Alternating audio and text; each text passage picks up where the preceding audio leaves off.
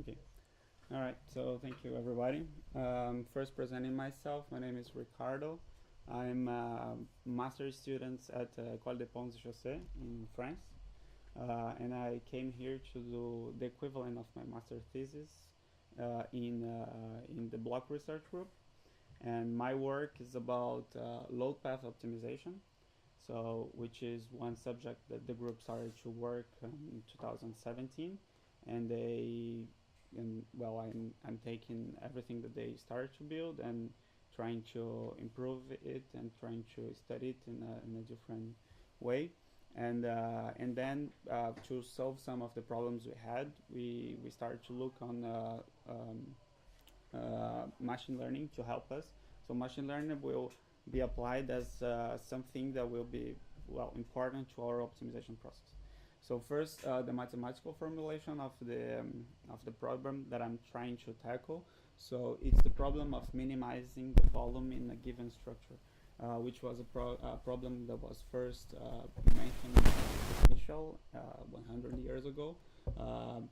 And it tells that if you want to minimize the volume in a structure that has, for example, the same material, having the same maximum allowed stress for this material, you will have to minimize the force in each of its member times the length of this member. And this was stated by a lot of people in the recent years. For example, Baker was showing that this is the picture on the left bottom. It's the optimum cantilever problem. So it's the minimum volume cantilever that you can have for those applied. The way we're going to formulate it is having a form diagram and a force network. We're going to minimize the force times length in this force network. So the force in the edge times the length of this edge in this space. We have to minimize the function that it's on the right superior corner, and the way we're doing that is by choosing independent edges that are edges that are gonna, instead of using all the parameters of the forces in my network, I would choose only certain edges and minimize my space. So I'll have to do the optimization only in this independent edges. That's how we're gonna call it. My objective will be minimized, so the function load path, which is the function of force times length, and we're doing that with two different solvers: the differential evolution first, and SLSQP, which is a gradient-based solver. So this is the previous work that was done on the group. So given a form diagram, you can look for the force densities in your network that will optimize your structure. And what's the interest of this is that you can leave, for example, you can compare two different structures based on the load path of them. So meaning that the one with minimum load path will actually deploy less material to be constructed. So at the top you have a surface that I generated with RhinoVolt. So it has no optimization on it. It's just an equilibrium shape. And you see that if we apply some optimizations, even if the form does not looking that good, but it's performing more efficiently, and you need to deploy less material to construct. We can also compare different form diagrams for an optimized case. So those are three classical patterns for historical quadripartite volts. One is the simple grid that imposes that the forces will first go to a diagonal and then go to the support. The other is a fan vaulting, which takes the load directly to the support, and a sort of arcs pattern. If you analyze them, we're able to find the optimal material that you would have to put in each of those edges to minimize your load paths, so to construct your structure more efficiently. And those are the 3D shapes that you have that are also, they come from this optimization of this equilibrium, so this form and force diagrams. And then the problem we had with all this setup of optimization is the large space that you have to analyze. So the first thing that we would be smart to do is to look to the symmetrical planes of a structure. So we are in a case in which we have this quadripartite vault, which is so supporting the four corners and has 140 edges. We're gonna analyze them as just this upper red triangular shape. So we are already decreasing the number of edges, so we can solve our optimization easily. And we are adding some edges that you can see in blue, which are my symmetrical edges that I have to add to keep the equilibrium, and even like that, use less edges to calculate. And what's very important in those two, in our problem, is the number k, so the number of independent edges that I have in my network, because even for this very simple case, which is a network that is not that dense, and already using the symmetry, which reduced my number of edges, I still have 118,000 different combinations of choosing the independent edges in that structure. And what we realized is that in our optimization process, the edges that we select as the independent edges, they are very important for our outcome result. So if you choose what I'm gonna call a bad set of independents, you're gonna have a bad optimization result. Your optimization will just not converge. And if you start with a good set of independents, you will you can have some result that, let's say, makes sense. So here I put some of the goods on the top and some of the bad on the left. So if you run it in a very long run, and that's, let's say, brute force, you select them randomly. We did it 5,000 times, and you run your optimization for all of them. That's the typical pattern that I find. So here I sorted them from minimum value of load path to maximum. So you can see clearly that for some of the examples, and well, I chose a point, which was in this case the value of load path of 200, to call my results as good or bad. So you can see that 43% of them were good, and the rest, they were bad. Which is, and as I say, this brute force. So would you like to run the same thing 5,000 times just to get one that would work? And the answer is no. It doesn't make a lot of sense. And that's when machine learning came as an option for us. Well, but first, actually, so we're trying to understand how is a typical good and bad set. So coming back from those guys, where in the ones that we indicated as good, where are my edges being selected? And you see that you have a huge concentration close to the to where the support is in my structure. You have some the down part of it, and here you have the frequency that they appeared in good patterns. You can also look to the opposite, but then when you look to the opposite, you get a bit lost because they look the same, right? The ones that I thought they would be the ones to be selected, they are still very thick, so that means they are still very present in have a great frequency in my bad sets as well. So we couldn't understand that problem without machine learning, and then that's the where data driven started to enter in our problem. We analyzed neural networks and random forests as possible, let's say, possible inputs to our data. So and both we studied here in the course, and I was using 20 layers of depth to my neural networks to find what would be a good or bad pattern, and 20 estimators and a max depth of 10 in a random forest to find a good result. And how I'm gonna tell the machine what is what. So the same way as it was presented that you were using images, we were using simply binary vectors. So I would put as an input data for my machine a binary vector with the length of the number of edges in my structure, and this binary vector would represent if the edges that are ordered somehow, they are independent or not. So it's basically a binary. In this case, you have 29 edges, so it's a binary of 29 numbers. 0 if it relates with an edge that's not independent, and 1 if this edge is independent. And the result will be, as I presented before, bad or good. And that's the result that you get after a learning process. So if you, for example, have 830 give 830 examples to the machine to learn with the selection of the edges, if they're good or not, you can get a much higher, let's say, percentage of success after the machine learned. So the machine was able to identify what was the good or bad patterns. But then we wanted to have this information as well, right? So where we started to look was the importance feature, the importance of all these features in our process. So that means that the heat maps that I did before with the frequency of the edges being selected or not, they are now, this heat map is used to show the importance of certain edges in my optimization, in my final result.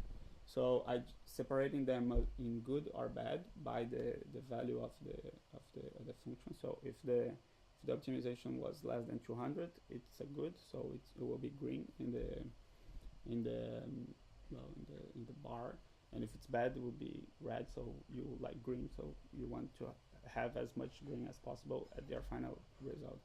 So you start to see that there is a huge importance on the edges that are right at the top of the pattern. So that means that edges that are at this border of my original structure.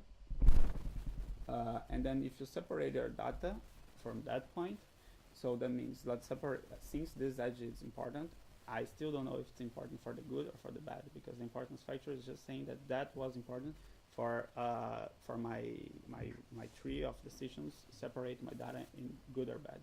And then if we use it as a split data point, we see that actually we separate in sets that had this one of those edge selectors and sets that didn't have, and we see that good results are always found when this edge, one of those edges are selected. So you split your data here, and you see that almost all the green goes to the left, so goes to this side. So the outcome is that you should select one of those edges, and you would have already 97% of success, and we can just focus on that data and keep like doing this process. So what's the second most important edge for selection of a good set of independence, and you see what would it be, and you can also separate it so you can get more and more green, and that would help you to define rules that you would use to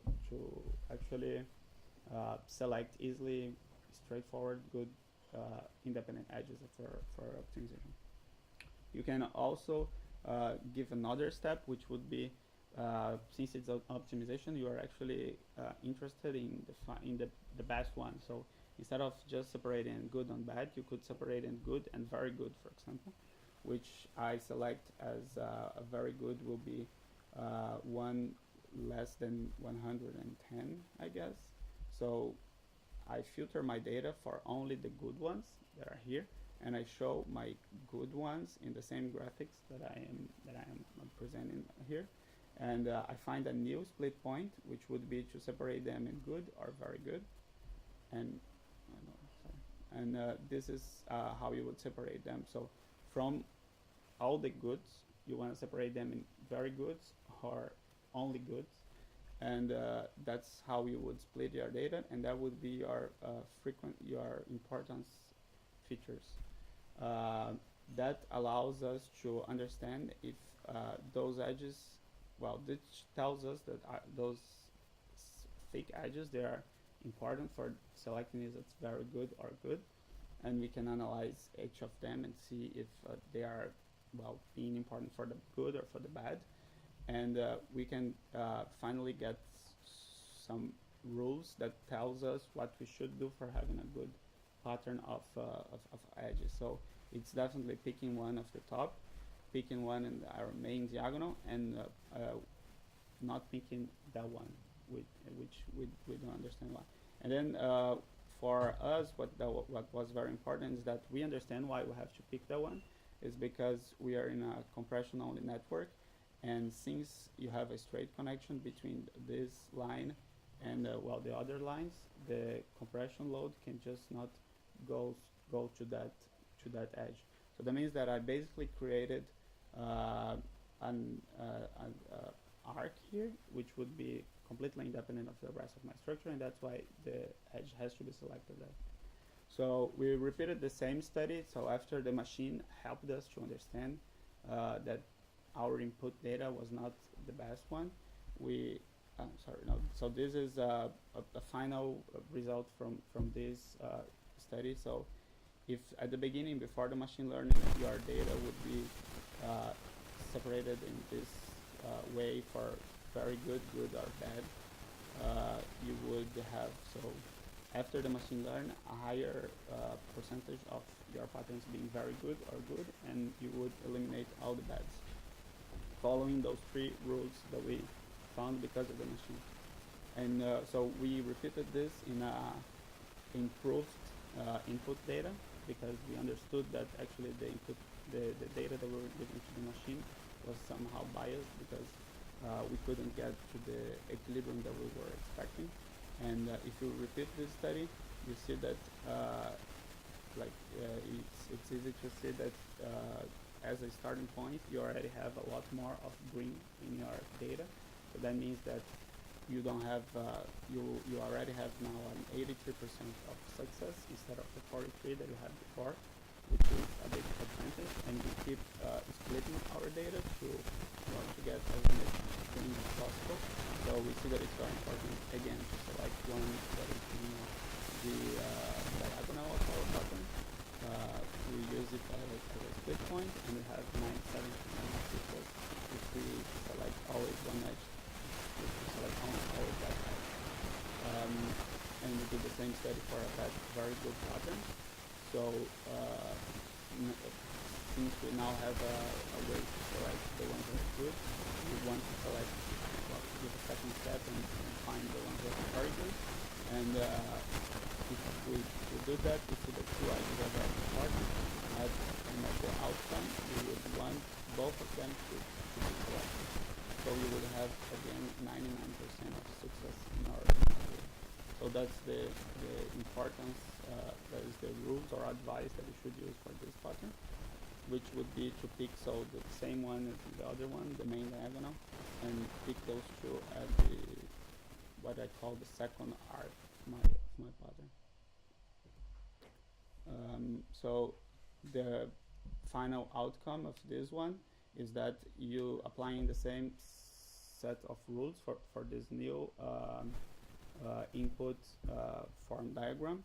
We were able again to increase the rate of very good and good patterns in our studied domain, and which showed the machine learning was very useful for our optimization process. So the conclusion so far, they proved that the machine learning can help us to select what would be a good set of independents, and better than that, it can avoid us to select one that's bad, and it would just use a lot of computation to get to a result which would not converge. And that means that we are able to speed up our process by using the machine learning. And it can also give us some feedback by analyzing the data that's being selected, of how we should select those edges, or even how we should construct these form diagrams.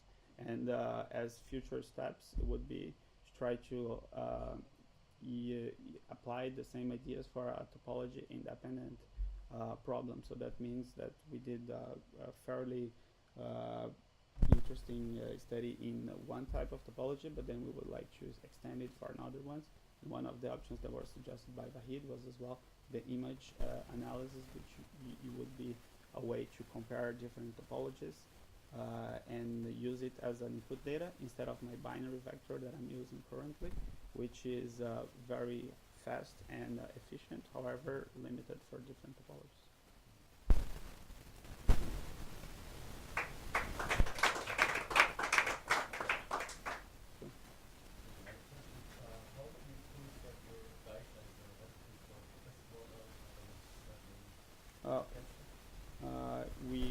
tested with some different topologies and basically selecting, well, as I mentioned, so having this edge parallel to your pattern is not a good idea, which we knew from the beginning, but we didn't know that this would be so important for the final outcome. So we were able actually to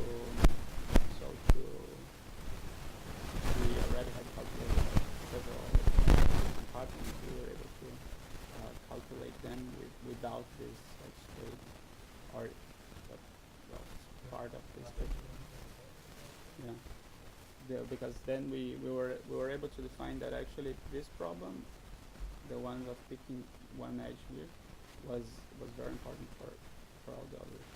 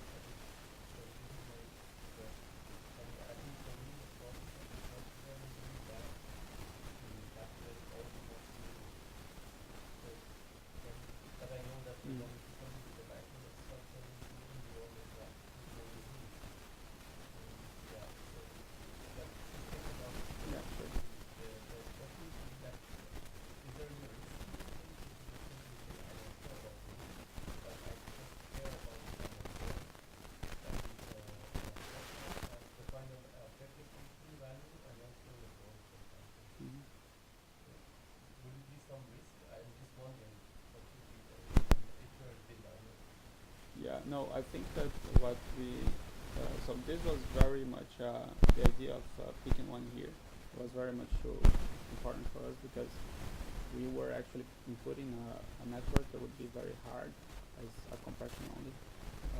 That's the reason. But what I've been doing actually for different topologies, it's to spending like 30 minutes of my computational time without the machine learning until it can learn from the 30 minutes of being randomized what would be the good patterns, and then it starts to pick the good ones.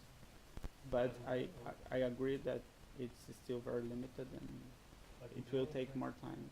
You have this field of transfer learning. If you train it for many topologies, you just need to do a bit of a fine tuning. You can start with the same network and then do a bit of iterations,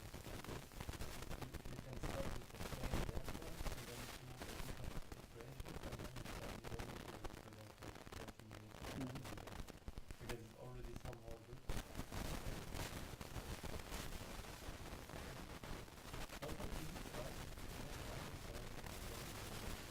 Because if you're really caring about the rules, this isn't really your own country.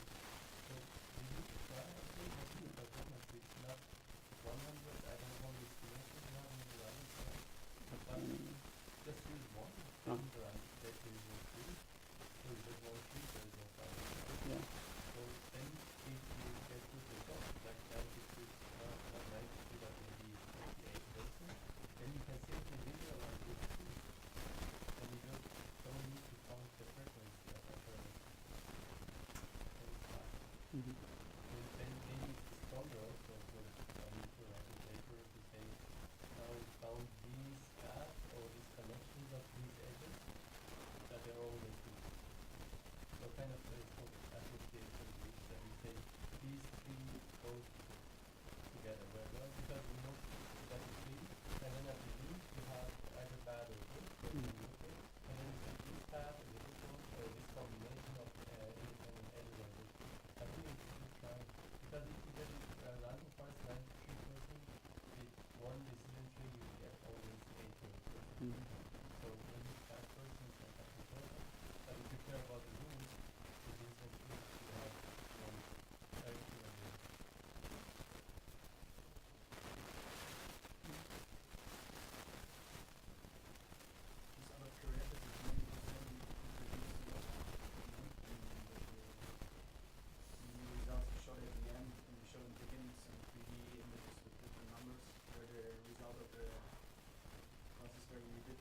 around 20%. 20%. 20%. And how about this? If you try this to put it in a kind of a genetic algorithm mindset, to say your one run of your optimization is like to calculate the fitness. So your genes are like this binary code or your initial setup, and then try to learn it by a genetic algorithm. And every like you say this is it, and then maybe also you can learn rules. So Yeah. you didn't try this. Not yet. The final goal would be really to define some guidelines that can be applied eventually also to other topology. If you, I mean, now you're been working just on one, and now you learn the rule for this one, but the goal would be to be able to apply to other ones. Or is it really just for each topology to define specific rules? I mean, is Well, your goal to have general rules that you can apply everywhere, or each topology will have specific rules? I guess that first the second, because you should find those rules for different topologies, and then maybe if they connect, and I think they will. And you will guess some global, because for Yeah, example, and this then rule we'll that have you global. say you select the edge on the border, on the top border. This applies only if you have the force, vertical force that is perpendicular, that is parallel, let's say, to the arch that you have in your geometry. Yeah, well, I think that regarding this straight edge, it will happen every time that I want it to be compression only, right? So it happens every time. Well, if I start from that square, which I did, well, I should get some kink for having the loads go in compression directly to my squares, Yes. which is something that makes 100% sense. But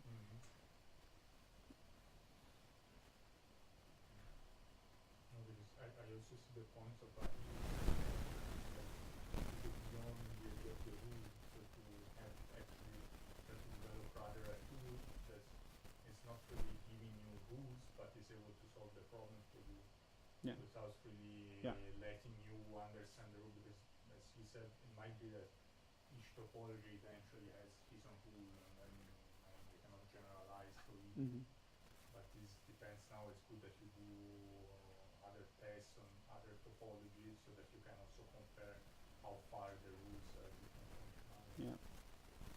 And ultimately, yes, trying to have something that would work for all in a good success ratio.